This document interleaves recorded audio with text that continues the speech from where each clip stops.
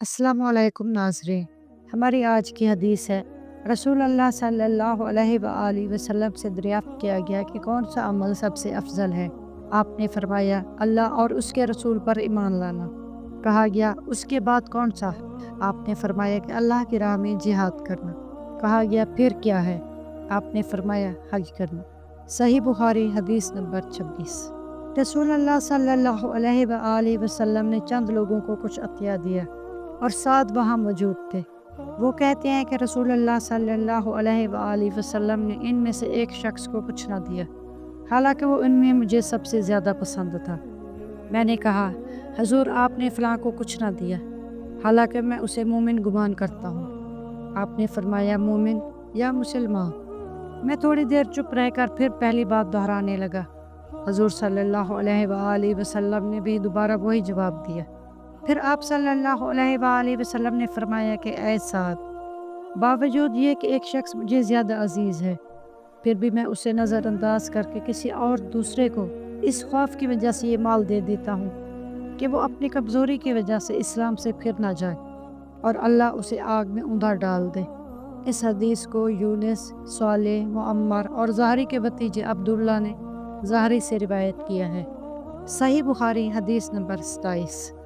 एक आदमी ने रसूलुल्लाह सल्लल्लाहु अलैहि वसल्लम से पूछा, कौन सा इस्लाम बेहतर है?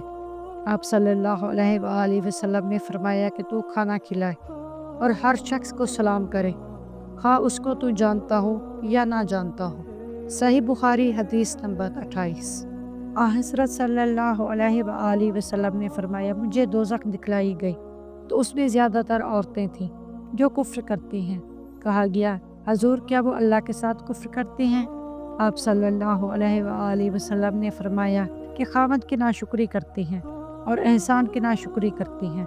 अगर तुम उम्र भर भी उनमें से किसी के साथ एहसान करते रहो, फिर तुम्हारी तरफ से कभी कोई उनके ख्याल में नागवारी की बात हो जाए तो फ़ौरन कह उठेगी कि मैंने कभी भी तुझसे कोई भलाई नहीं देखी।